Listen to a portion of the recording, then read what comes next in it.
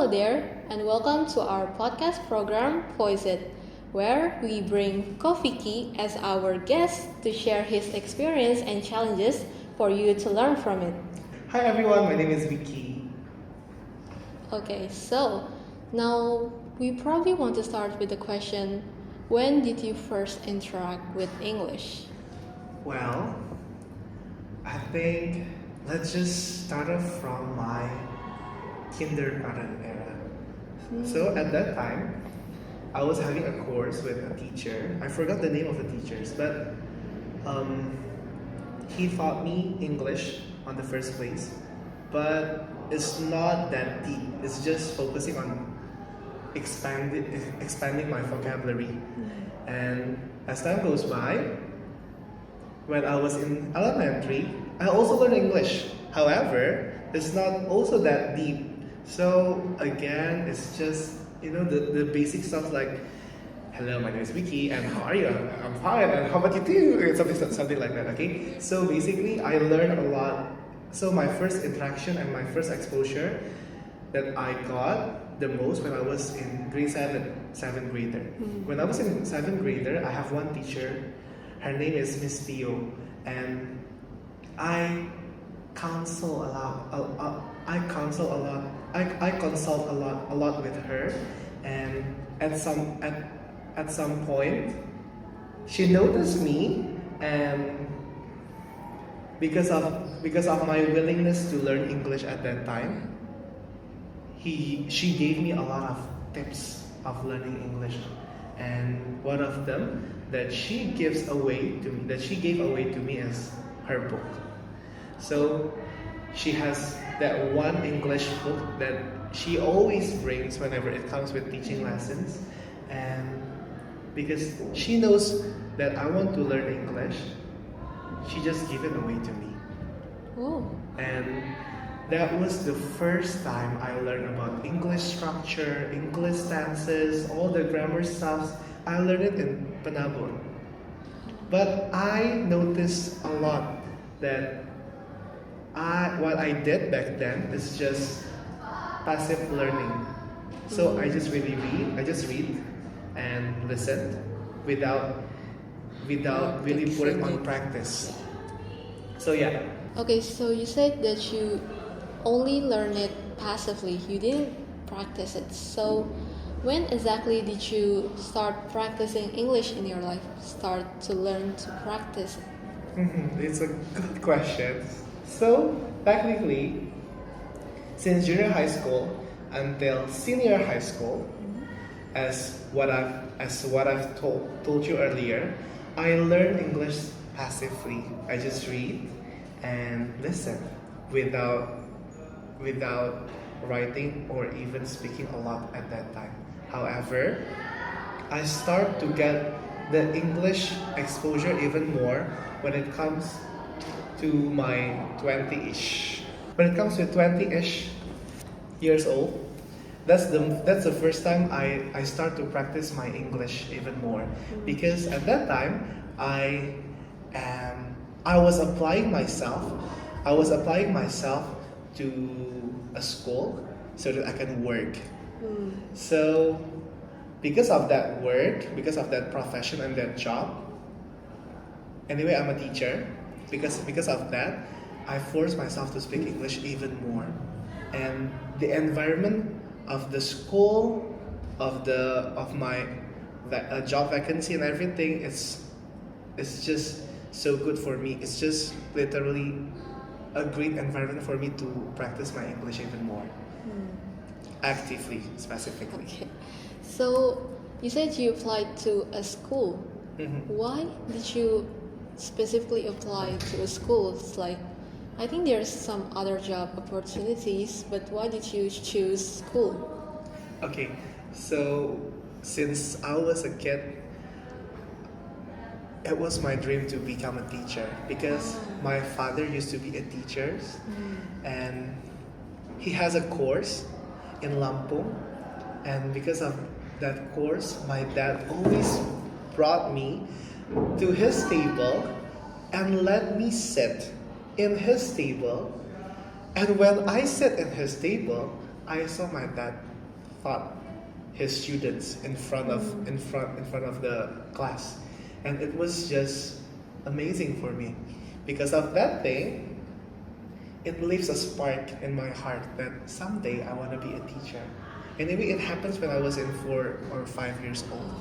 So yeah, because of that reason, I want to be a teacher.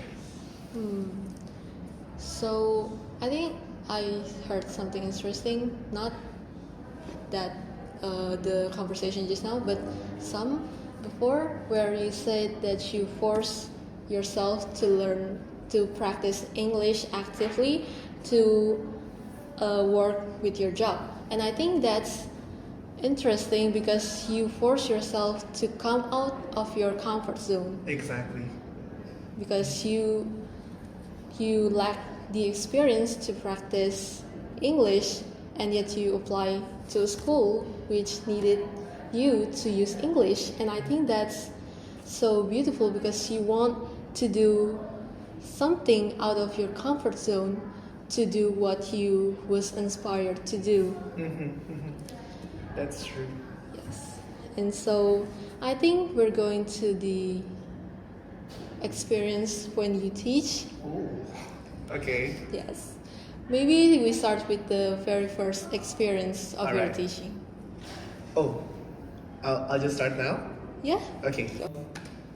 So my teaching experience started in 2022.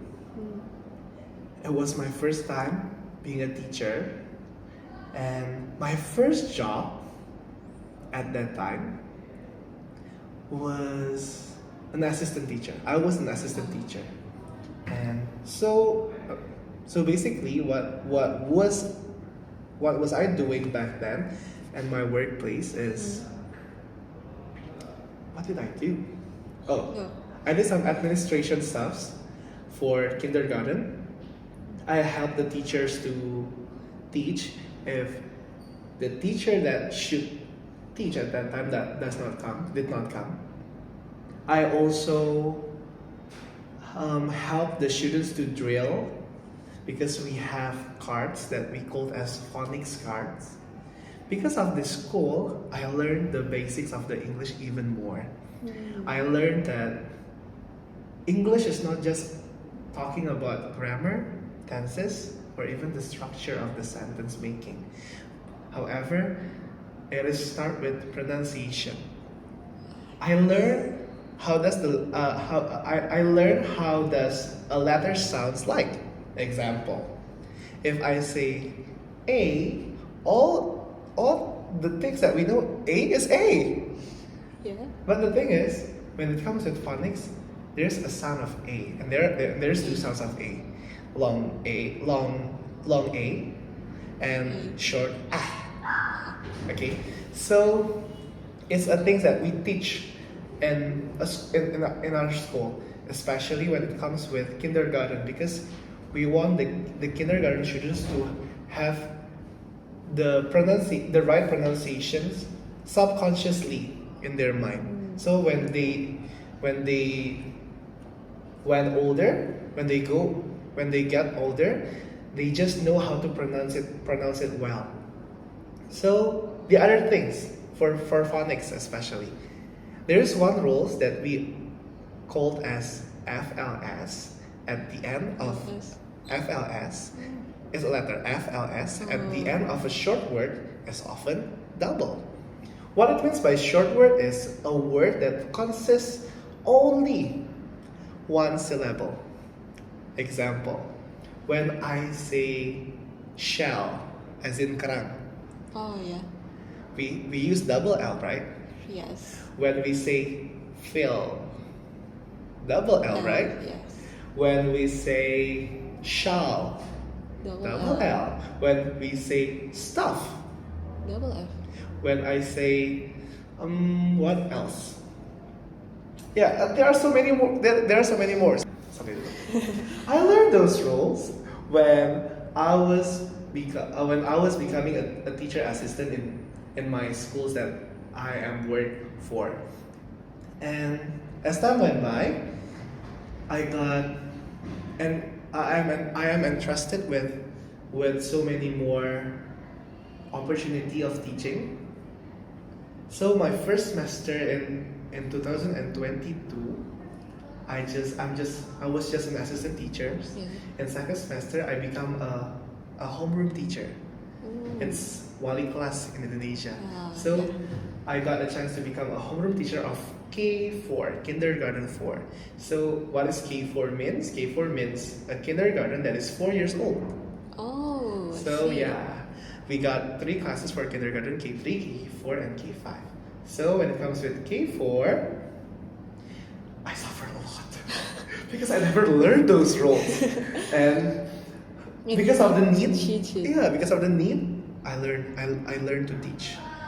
I struggles, but I survive because Thankfully. again, I love learning. I love learning. I love learning. I love teaching, and because of that motivation, it just drives me to become who I am today. And in my second year of teaching, I I teach kindergarten students, especially K4. I also teach initial subjects such as Bahasa and PKM for grade 3, grade 4, grade 7. And I also teach vocal for singing. Oh, So I oh, teach there's vocal. a lesson for vocal in your school. Yeah, Oh, that's a interesting. specific lessons for vocal on my second year. I teach that for grade 9 as well as literature, or I used to call it as Indonesian heritage. So it is a literature, however we use Indonesian literature. So yeah, that's the thing that I teach in my second year. Do I found struggles or issues in that year? Of course, because of the students that does not understand Indonesia. So there's one class that I need to teach civics or PKM, but in English. So I need to translate it because they need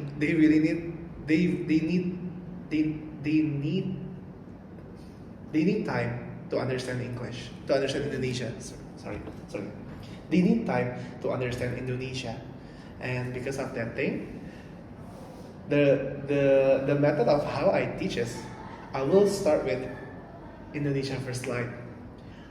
Pancasila means Pancasila adalah Pancasila terbagi dari dua kata, panca dan sila.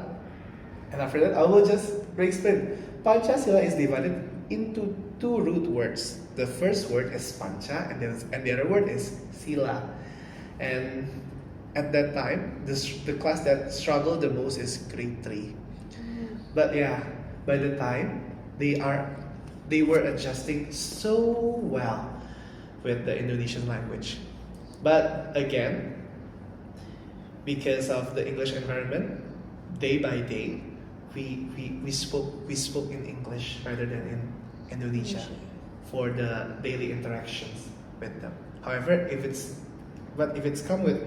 comes with my class, especially in those subject, in those study, then what will I do is I will start to use Indonesia, English, Indonesia, English. So yeah, so that they can understand the materials, they can grasp the information that I'm trying to inform. So because they learn English from kindergarten to elementary school and high school, they have struggles with Indonesian language. Well, some students struggles because of the habit that they used to build. So yeah. And in my third year of teaching, I was teaching grade 6. So I am focused more on teaching grade 6 instead of the other classes. And yeah, I left kindergarten. I am moving on and focus more on elementary, specifically in 6th grader. And that was my first year teaching history, an American history. Oh. And yeah, To be honest, do I struggle with the history? For sure. Because from elementary until senior high schools, what I learned is Indonesian history, all about Indonesian history, and always in the same pattern.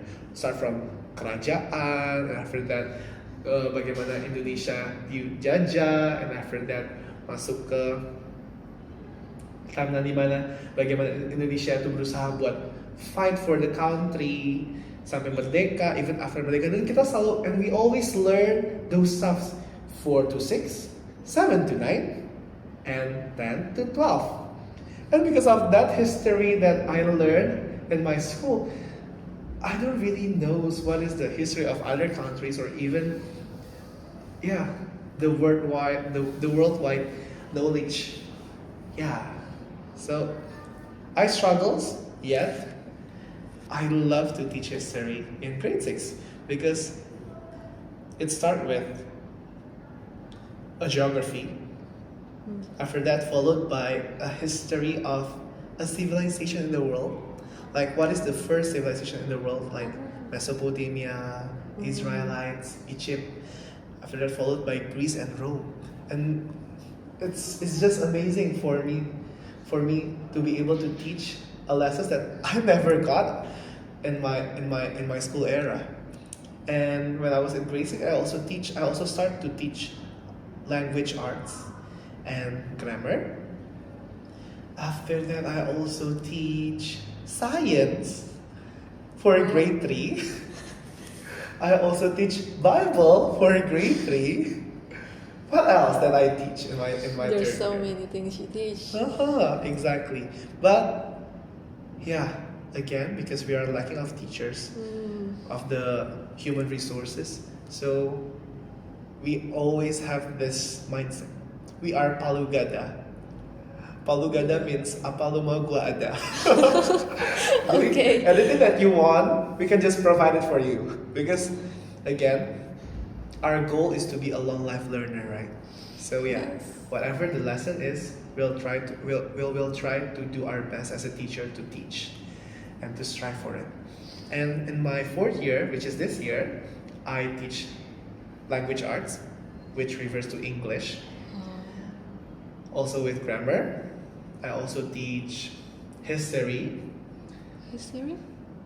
Another history. Oh, history. And after that, what else that I teach? I'm coming back with Indonesian study again. So yeah, that's what I teach in my 4th year of teachings. In my 4th year of teaching.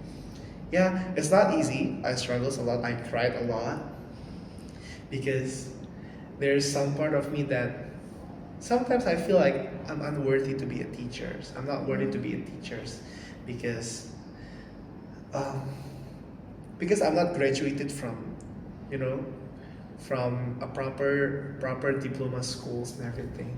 However, knowing that God is with me and God that promotes me to be a teacher is a thing that it will always be a thing that I will treasure the most in my heart, that I will always cherish, because I just know that if I'm here now, if I'm here today, become a teacher and fulfilling my dreams to be a teacher, it's because of God. It's because of God's grace. So yeah. Okay, so you teach a lot of subjects, but which subject did you place close to your heart? Oh, that's a great question. Everybody knows it. I love history. History. Because I like to read. I like to read. Oh. I like to read. And one of my favorite novels in my whole life is Narnia. The author is C.S. Lewis. I love Narnia. I have read all the series from the first series until the 7th series, and it's just memorizing. It's just so great. It's a great literature. What book? What book about it is? Is Oh. it? Actually, the book is created in the era of Revolution industry Oh, in English so in England, and the book is created by a believer, Hmm? a person who believes in Jesus, and most story that he put in his writing is actually a metaphor of Jesus' sacrifice, the crucifixions, and how sorry, the the story that he wrote in his book is actually summarize the whole Bible Whoa. in 7 series. It is start with the fall of a man and women, Adam and Eve, followed by the crucifixion of how Jesus died on the cross until the last battle, which refers to the Revelation stuffs. That's the reason why I like the book. And the other thing, the author, with his great mind, he created the book with lots of metaphors. Mm. So he compares God with a great lion called Aslan, and Aslan here representing God. That's the reason why I love the book so much. And most of the characters there is actually showing of a lot of how we as a human, we fell into weakness, we fell into our sins and everything. But we can see it very clear how God, which is Aslan here, still accept them as they are. Yeah, that is a true nature of God. And I think it's interesting how this person, the author of the book, basically just summarized the Bible and then he spreads the gospel through his novel. Exactly. That is a creative way to spread the words of our Jesus. Mm-hmm. Yeah, I Yeah. like that. Yeah, I think you I'm should. going to read the book. It has to be one because when I was in Penabor, actually I read the book from the library. Ooh. Yeah. Okay, I think I'm going to search for the book. Uh-huh. Okay, so during your teaching experience, your teaching career, there must be students that face difficulties, right? So what is your solution for them? Okay. So, what is my solutions for them? Well, for sure, I believe that learning is not just about formality and everything, something like that, because learning takes heart. It needs heart for us. It needs a heart that is willing to be shaped, to be molded, to learn, and stuff like that. So sometimes, have you ever heard a statement like this? Oh, I like that subject because of the teacher teach, Oh yeah, right? yeah, I've heard that so many times. Because sometimes the teachers could grab the heart of the students. That's the reason why. It's not because the teachers is man pleasing or something like that. No, it's just because of the students can that can express or even giving the materials, even the lessons in a unique way, so that the students can understand even more. Yeah. But what will I do the most is, for sure, I will start off with consult with the students first. I need to talk with them because when I talk, I believe that they will learn how to portray their feelings about learning. Because sometimes when the students is not, they don't want to learn, it's just because of they are lazy. They just don't want to. And because of that reason, we should really know what is the root of the problem. Is it really because of his laziness, because of their laziness? Is it because of their capability of learning? Is it because of the vocabulary that they don't have? right? So there are so many reasons for it. So we should find the root of the problem first. When we find the root, we could try to find a solutions for the students. But most of the time that I found is, most of the time that the students that I teach, the struggles that they have is because of the vocabulary. So, because of the vocabulary, oh, it's not just vocabulary. Most of the students that I found in my school, they struggles because of themselves, because they don't want to strive or fight for it. Maybe because they don't have enough words or vocabulary that they have in their mind. Actually, because of those two things, it affects how they will have their learning experience. So if it's because of their own characters, I will start with the words. I will just start to find their hearts. Example, do you know why you are here now? Why you are in the school? Why you are here with me? Or maybe something, yang intinya we're trying to find the main reason, and after that we will try to find the solutions for it, such as if they struggles on learning, then I would give them an additional class.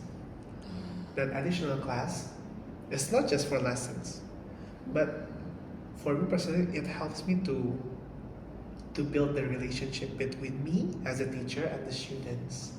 And when I have that relationship, sometimes it will help them to grow even more.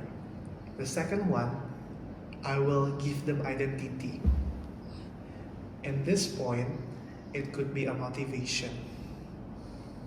Sometimes there are students who feels that that they are stupid or even they are foolish, but it happens because maybe because of the environment that they own, maybe at their homes, maybe because of the scores that they keep on they keep on looking at because of the bad scores. So we should really give them the identity that you are not stupid, you are not a foolish, you are a wise man, you are a smart boy or girl. When we implant that identity, sometimes it helps them to arise from their valleys. So it helps them to rise up from their valleys. The second one, we need to revive the motivation so that the students would know vividly in their minds why they are here as the students and why they need to learn, not just English but actually in all subjects. So yeah, so first I will talk with them, and the second one, give them identity and motivation, not a motivation that comes from the outside. However, the motivation that comes more from the heart of the students itself. Okay, so it's really heart to hearts, yeah. Mm-hmm. Okay, so from yourself, have you learn English? Mm-hmm. You go through the process of learning English.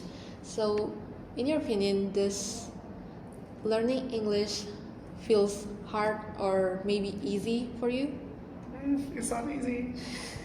I'm giving up a lot. I was giving up a lot. I was giving up a lot in my school years, because technically, even when my teachers noticed me and when I was in grade 7, I don't really get a good scores there, to be honest. And yeah, but again, because I love learning, that drives me to become better. There is one word that I love. It's actually coming from Japan. The word called as kaizen. Kaizen means 1% progress better every day. So what it means by kaizen is even it's just 1% progress, but at least you are progressing, right? Yeah.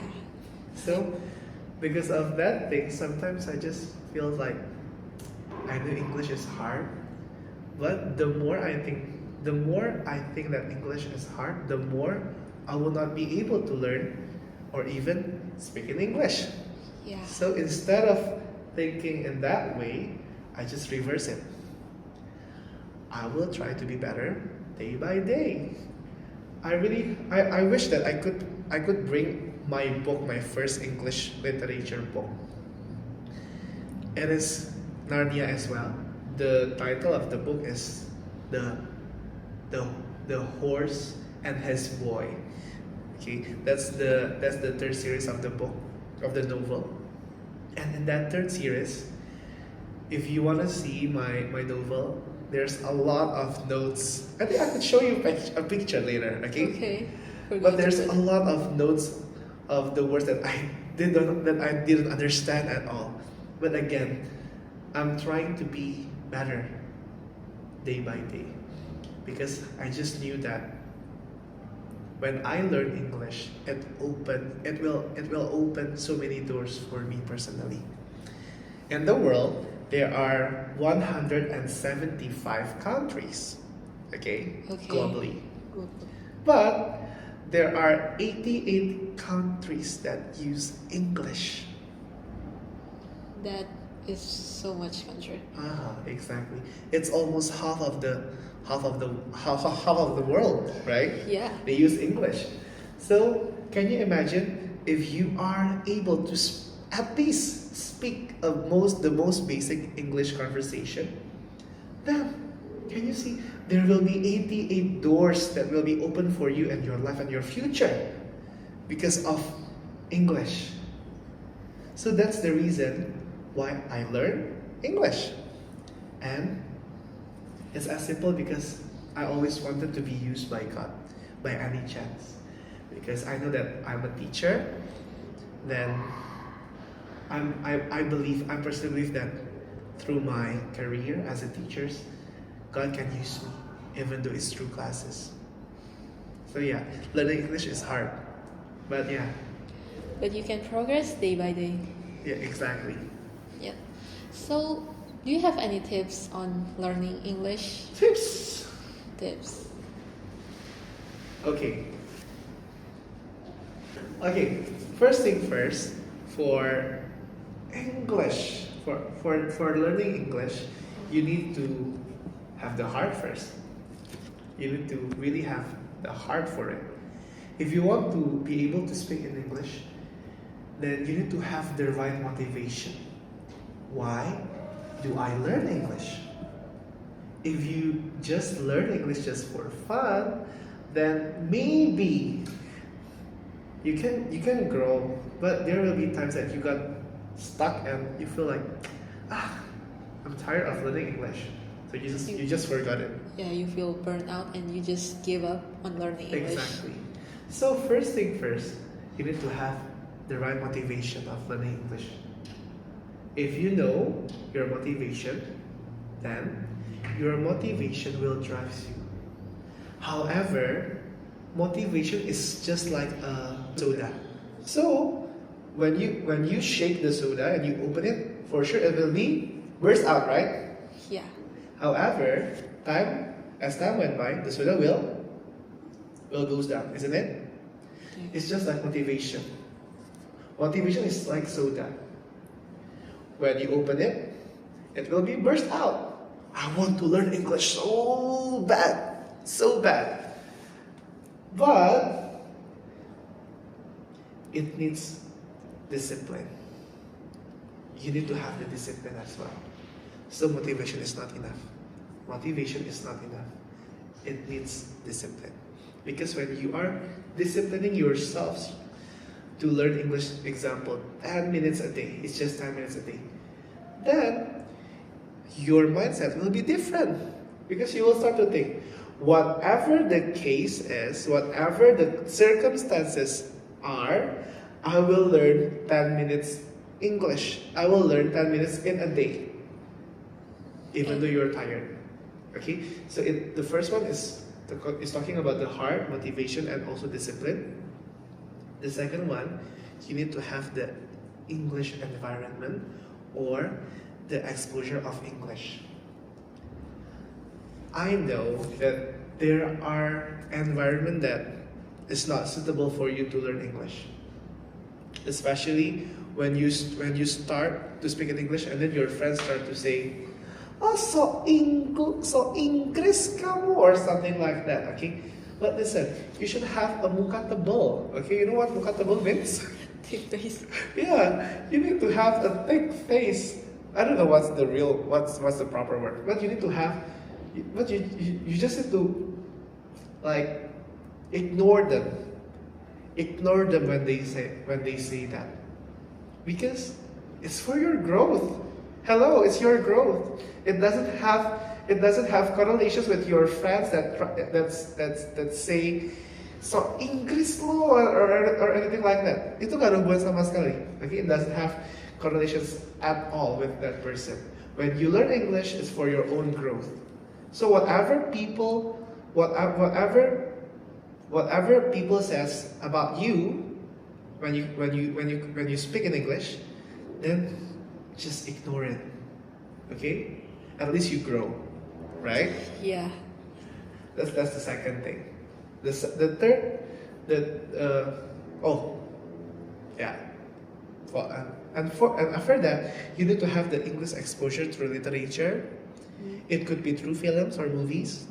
It could be as well through your videos that you watch in TikTok or maybe YouTube Shorts, IG Reels, and everything. It will help you so much to grow your English.